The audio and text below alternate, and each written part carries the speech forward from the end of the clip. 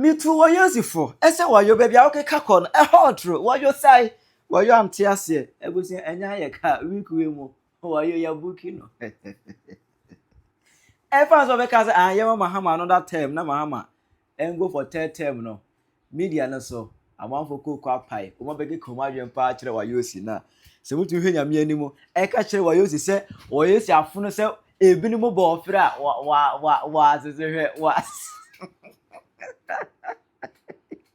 Penyah broke video. Let's try say video. Over like video, no other one subscribe button, snap click notification icon for latest updates. Number to the watch and the mama. Comment section. Best was over so no share video for any be action. And if you assume say party ahun you on pay. Just over tina bekom. Onu ankasa de ho ba ne dem no. Was we nyanza. Dem na. What is here? Wayoosi. Obi any say 26 Wayoosi enya kidney infection. Onya kidney problem. Emma onya aye no. E accessory to the president that time na Mahama ene te akonya so. E to Mahama as president no Wayoosi mobo ene or taking care of the medical bills. Emma always crown everything nwa dance here. And because of that, say Wayoosi wa bought down e Mahama ho. Until Mahama ho jai kra. One tinu case ene abeni brain na akwan ne se nyina mu no. Ohu Mahama as a god sent, ohu as a saint, ohu Mahama as nyame. Na Ghana for no e fan a hypocrite. Okay. Nya twem ekun Ghana for. Okay. Say ye ma asumasi dia ye obenten dia enye. Obakaya 2016 me are serious. Binya kidney problem. Obia wuto dia baby. Story na kra babonten. I think that time we take FM ya. Na sitting president John Mahama etimi atimase social media. Asuma then minister Mrs. Fusu Japan, Elizabeth Fusu Japan. Yeah. Amana bam 8. So many 5,000 friend tutor me bills in the binia dia. Ne mum sa omo antimi anhwame a oba fly me de bako abrocha kwakwa transplanter. Hey. Masa. Me da ho na me ho hwehwe ne wo kwa na me da papa na se dia na mayama papa no. Benya hwema no.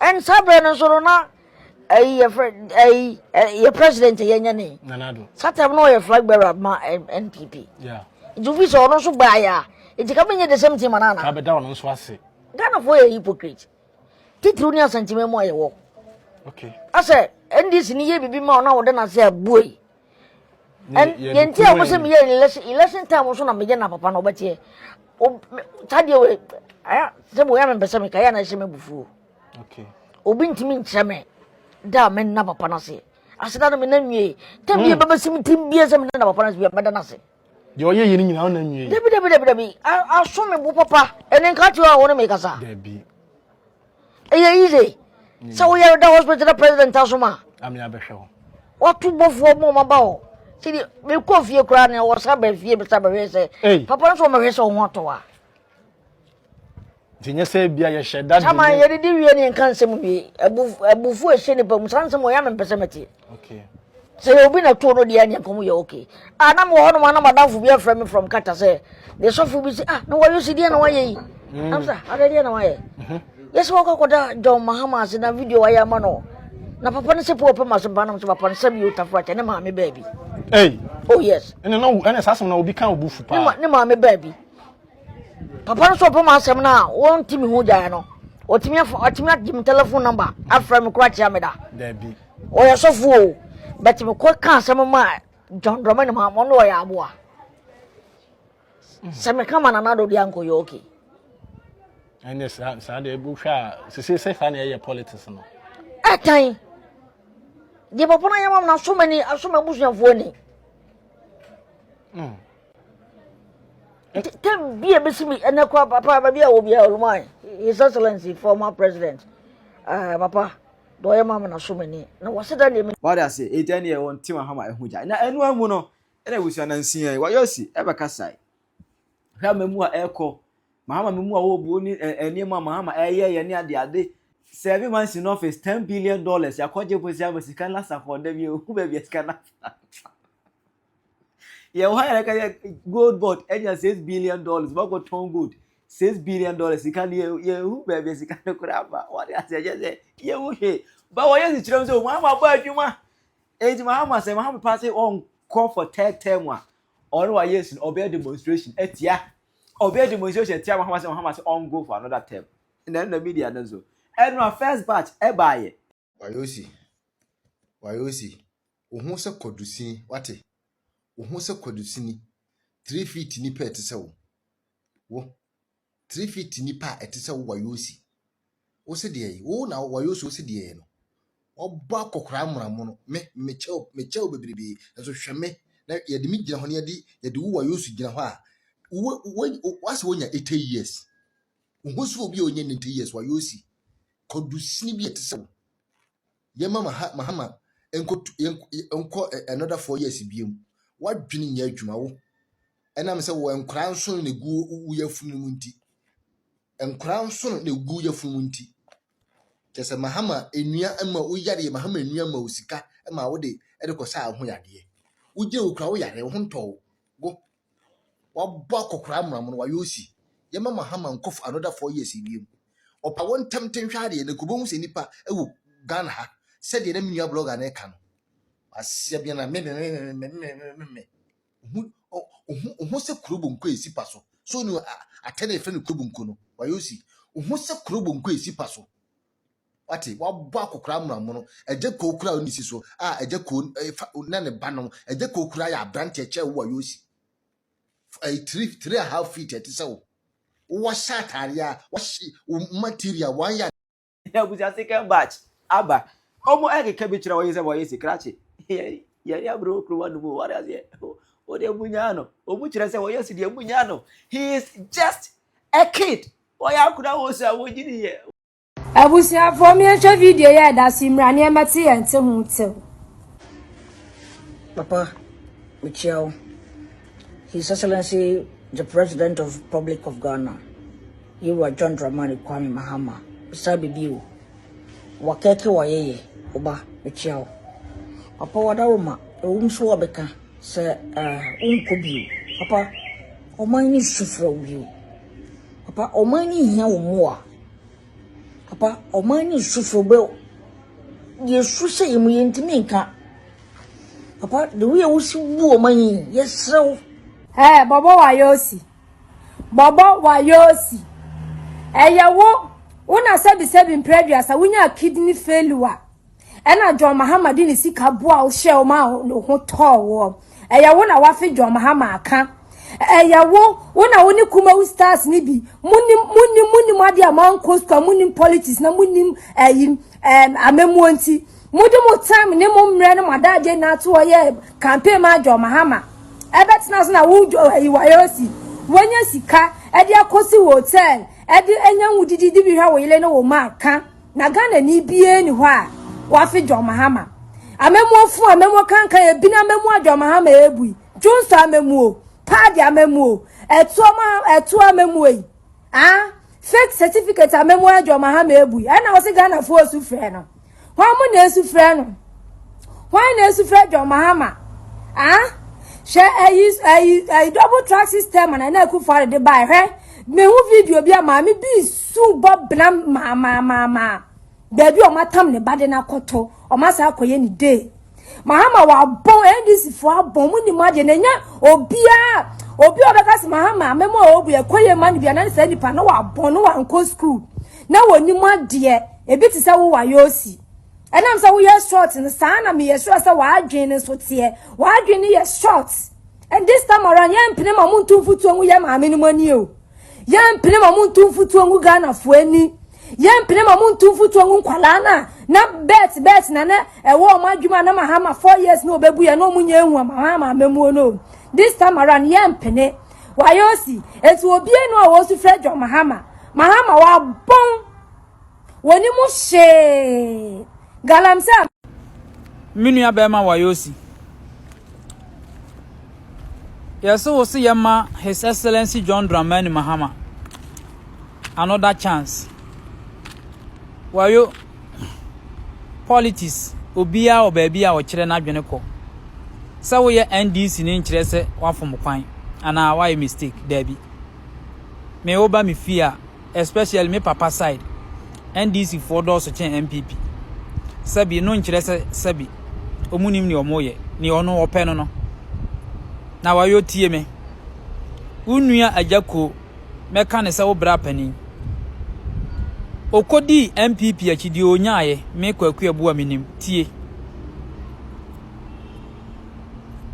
oko Akufuo no hoko ka kire ne se odanase bebre se free secondary school policy a ne dana no se oba obeba ama nwisia ni nyanka a sabi sikasam nti omuntimi nya kwan enko school no eso abamfaso amomo no odanase se otumi yeye wayo wanyini adwene dawitirim John Mahama eba 2024 no was 24-hour economy se ya bia nnwuma ni bi na meni krom ha me kwaku abu aminim na wunuanom wo fa asefo eye anesefo ne teacherfo a egu montene ye dede no wayo kama omusu no kura nkoto sabi uye nyansafo a woda sumiye so dwene a wunuanom ne wo nananom wo fa asefo egu montene su aye adwuma abosome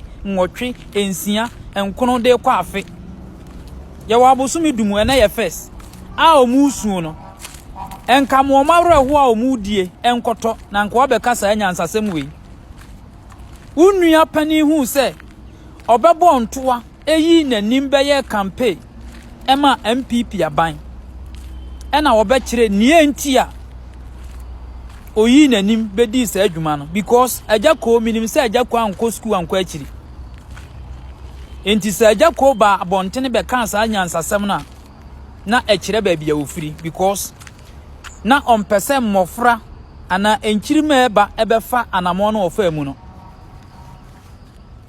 suku anko school anko akira unya adwuma ana utu kwan a ena hu nwoma sua so mfaso enti unua no hunu saa no ma we nyina enu nti ena obeka ase oda Akufuo ado ase bebre se free secondary school policy oba otimi yeye wodi eda bi 24-hour economy amonam dwom montene uni Christian awini ebo ho dawuro no ene ye hunu free secondary school na uni Christian awini bo ho dawuro se mo the private ones e be ka ho no ene base no mu bia na ye free a na wunua no mo wo faase no mo enjoy no mo se nkwada no ntua ye nyina ye nim ne ye koso omu school placement ho nsem eni sika headmistress ne headmaster for gini sumase wayo wunim we nyina won na nwene ho wo wa wanko suku a wo onya professional no utifie mi yatua wo kabosome tu beba abontena be kan kwase asem enya wo a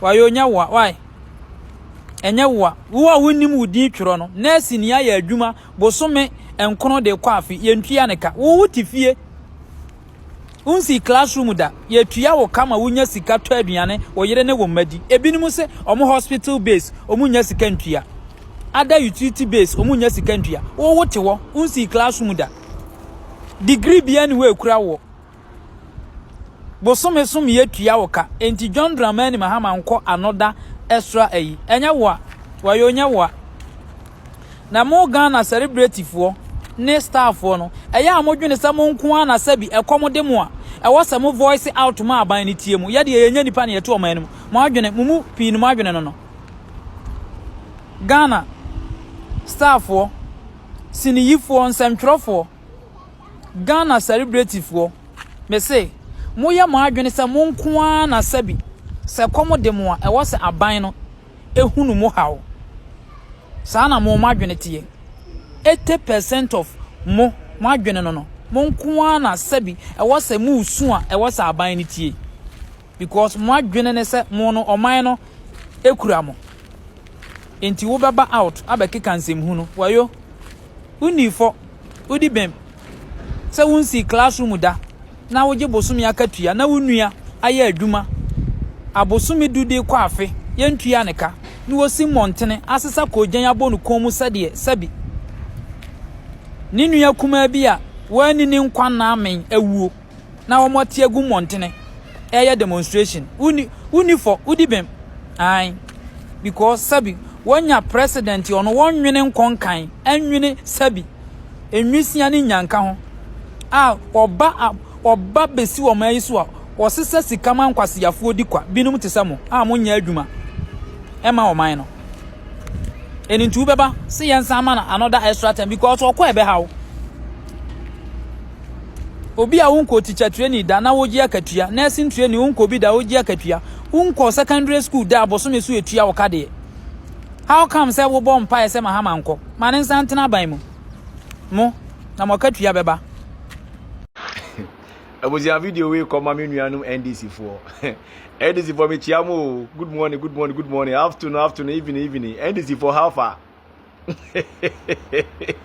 ezia mi uze obi NDC ni no ka NDC asemo na emesre na bisa ni say so how far because disappointment enye Ghana for kwa na disappointed including so-called NPP support NDC supporters homo amuye NDC fu ankasa homo tum ko sanline eko to aboma NDC omuye eyeza omuko tu Mahama is the hope omu na disappointed so far area meeting no NDC ni bia me unzo wo area obia wo hia na we na uchia no kra onyiso oso why busy obo wa onim se obeka NDC asenti se omu hia wa no mu dwane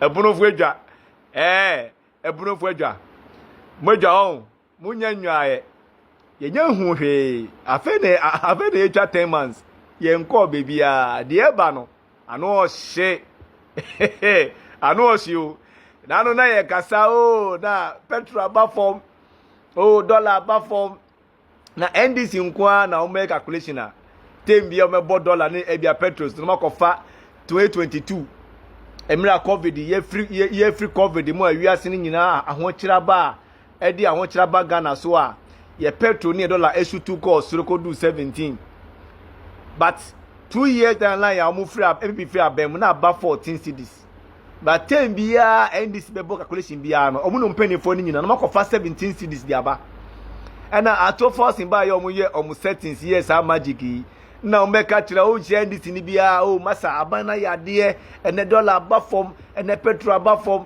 ene bibia aba form na aduani bo aba form ene mitise na minister of agriculture say aduani bo afu okru a asewo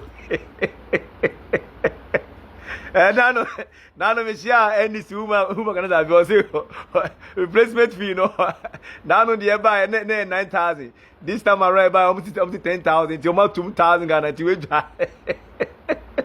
hey NDC abamwebe yeni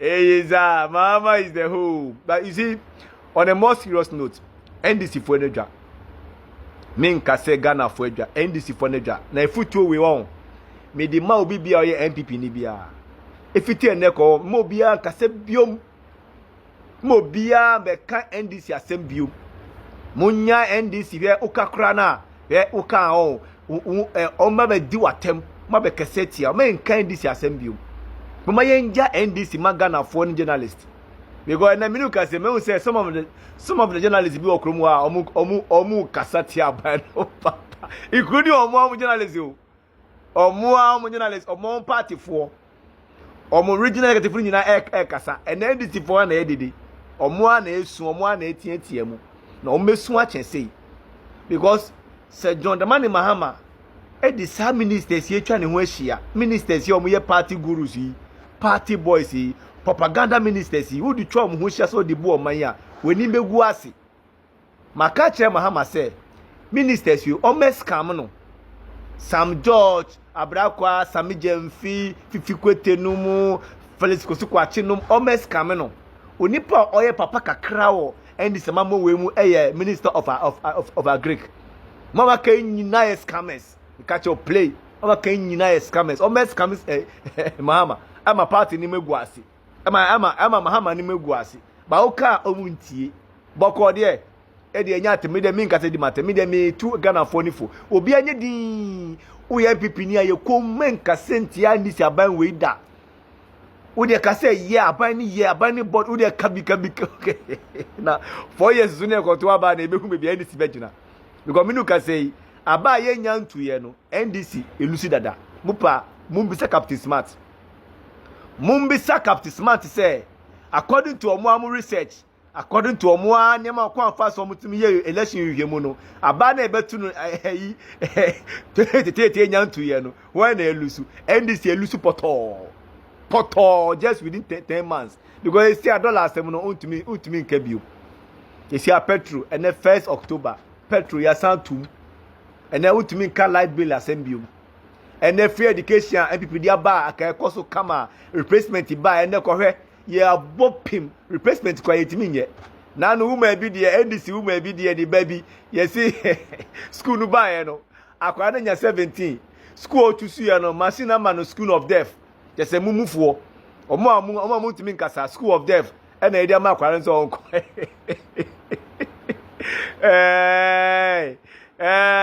ebe yiro krowa o ndc for eyesu Mahama is the who ebe from say ebe si ye nkasa o MPP ni be ni obe kasa na mu akasa mu beji mu samba na ma usamamuo enye kasa o enye dede amamuo dede o enye kasa e ya adwekese di sudaye pa enimudie na di bo oman yo enye se bi o eson se ye campaign ena eson se ye bo oman etika ndc winning ye esaka Mahama empe team a ye strategic omo experience a omo nim amamuo hunimdie yamfa party boys emu oman wo ye sa we ni begu ase eni aho kira ye komu yi o every sector bia aflopo every sector bia ni guase aba esia ato osisi ato forcing mi mlemo no ba menti asenti a John Mahama ma ato forcing ye finance minister now asati as a minister of defense minim ndc se nipa na sawo so bia person beba ndc mu menti ase ebusiafo ebe yire se wo ya akura wo sa etunya wo drama no kakra tirawa jema me e wo comment section twikum de ebusian Wayoosi ai booking list no Wayoosi account de Wayoosi Sam George ai Sam George de bisi mi kuyo bu de na so ye be ye share do ja wo she tirawa jema me e wo comment section ai Penyah Block Media akra